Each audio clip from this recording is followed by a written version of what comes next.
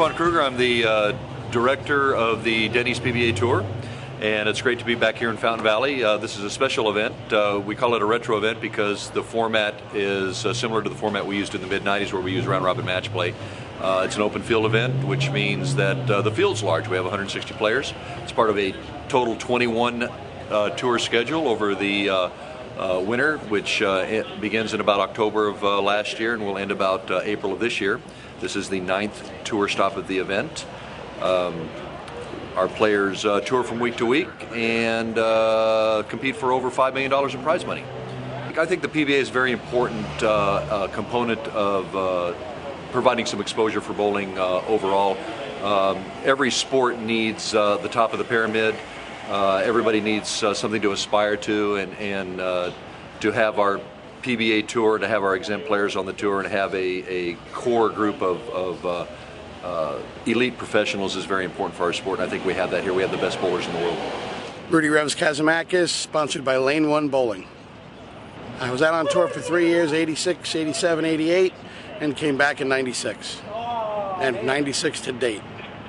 And usually Monday's travel day, drive anywhere from 200 miles to 800 miles on Monday. Get in Monday night, try to do some practicing on Tuesday. Wednesday's our official practice session from 8 to 10 a.m.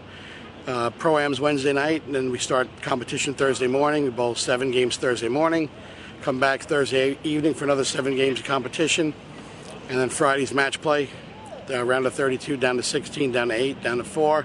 The 4 guys come back and bowl Sunday on ESPN. I can't say for everybody else, but I average over 240 in league, and my average on tour right now is about 208. So I'd say it's considerably tougher out here on tour. When I was living in Long Island, New York, the biggest week for action was when the tour used to come to Long Island. I would put a full-page ad in the paper and just tell them to call for an appointment, and we'd bowl for any amount of money. What's the most you've ever bowled for in one game? A lot. Lane 1 provides me with bowling balls, any of the balls that are in their line that I choose to use, bowling bags, bowling gloves, my shirts, and this little vehicle right here. These 2 trailers here are the mobile pro shop for the PBA Tour, and this first trailer that we're going to go into here, this is where the players store some of their equipment. There's 2 drill presses on this trailer, and this is where they drill the balls for the pros. The following trailer on the other side, that's trailer 2. That's where we keep all the undrilled bowling balls. Come on inside. This is one of the drillers. How you doing? Say hello, RJ. Hello. Usually on practice day we drill about between 70 and 100 balls, and throughout the week maybe another 30 or 40. Balls that are ready to be drilled go on these shelves here, and they await the drill presses. Here's your 2 drill presses here. Drill press 1.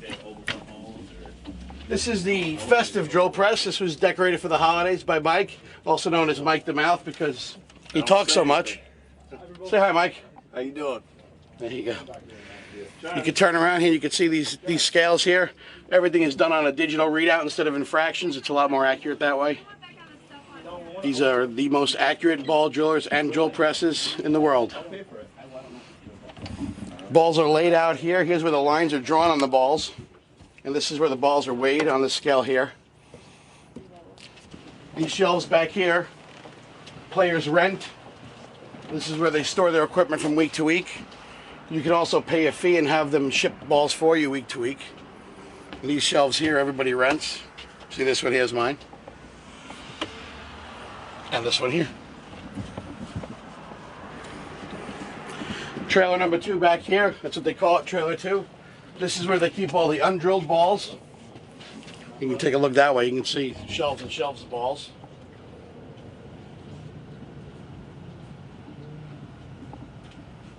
When these shelves are full, they hold 105 balls. There's 7 shelves, 15 balls a shelf. This cabinet here is where Vice Grip stores all their inserts for the players. All the inserts are complimentary to all the players on Vice Grip staff. These are your slugs for your thumb, and these are all different sizes, different type of inserts.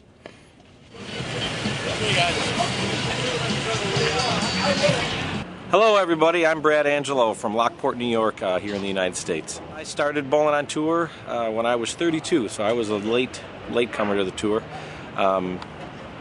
So this will be my 4th season on tour.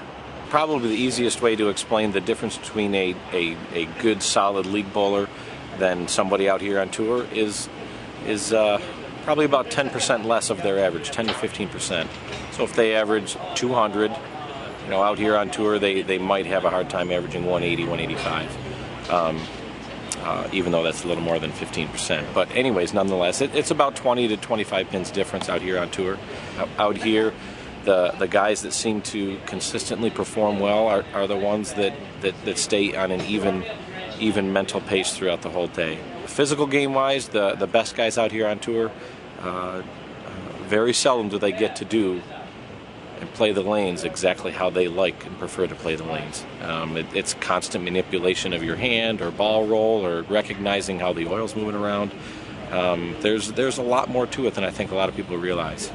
My father was a pretty well-known bowler up in the Northeast, and he grew up at the time and was prominent at the time to where you only had one ball, maybe two balls. And he and I have this argument over and over and over. And relative to the score, certainly it's a lot easier now. Relative to league bowling, certainly the scores are a lot higher now.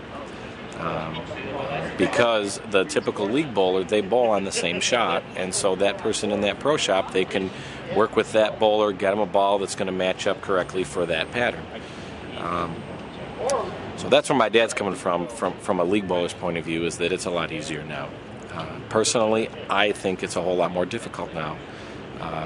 Back in the olden times, what my father would talk about, just keep your shoulders nice and closed, do the old school bowling, stay on balance at the foul line. Well, now, the game's turned into such a powerful game. The best guys on tour are the guys that can do a lot of different things with a lot of power. The Tommy Joneses, the Norm Dukes. Norm Duke can play from the first or second board all the way into throwing it over the left gutter and playing the 25th or 30th board.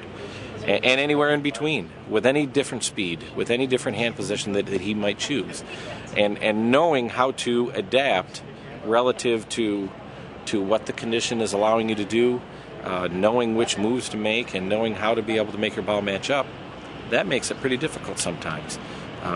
Whereas, when I argue with my dad about this, back then they had to make a lot of changes with their feel.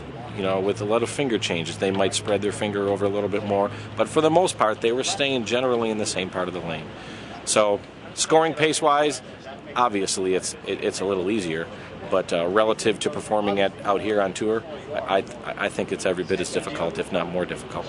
I am a sponsored bowler. When I first came out on tour, I was fortunate enough to be able to work out a contract with Brunswick, and to be honest with you, it might sound cliche, but that has made all the difference. My name is Curtis Von Kruger. I'm the merchandising director for the PBA Tour. I run the merchandising booth out here on a week-to-week basis. Basically make sure that the inventory stays stocked and people get the shirts they want. So we do very well. This year we've had an increase in sales due to we've come out with a new line of product that I think people can really relate to. We're really kind of trying to market the players as individuals, and also something that as fans you can relate to. Like as in most other pro sports, you have, you want to wear your pro's jersey or you want to wear your pro's product. We're trying to really kind of push that market to bowling, whereas you'll see our jerseys here are shirts that you'll see the pros wear week to week. So we're really trying to kind of reach that audience with that type of merchandise. So I think the level of knowledge and general awareness of bowling is getting better. It's, in my opinion, it's not anywhere near what it needs to be, but I think the PBA is definitely making steps in the right direction to change that, and we're trying to make the average bowler a more intelligent, informed person. But bowling your leagues or bowling, for your high school or bowling for your college will lead eventually to the pros, where in the past we haven't had that. So I think the PBA is doing a great job of trying to set that up for the future and maybe bring in a younger, hipper crowd for the future of bowling. That's what we're looking to do. So. JT Jackson, baby. Well, honestly, I really don't care who I bowl. I'm a bowler. For one, I travel to a lot of places. I wouldn't say that they're pro places, maybe be less than amateur places, but I take a lot of people's money. I'm very confident. I don't really care who these people are. I see them on TV, but I'm on TV too. But I don't do what they do, and they don't do what I do. So, it's a lot of pressure. A lot of pressure. I'm minus 56 right now. For the people that don't know what minus 56 means, that means that I'm not doing well. So, I just need to basically, step my game up, later on tonight at 7 o'clock when I bowl about like 5, 300s, get back in the game, let Chris Barnes know, I'll take him out, do whatever he wants to do, But I'm a beast. I really know how to bowl. I really do. Just right now, I just, get focused and come back, win a little money. What's up, Jeff? Hey. Yeah, that's my boy right there. He can bowl too. And it's going to be a very, very fun time when JT Jackson bowls Sunday if I make it there. But I'm going to try. I'm really going to try. But if not, I'm going to do some comedy or something Sunday night. Laugh Factory. Check me out.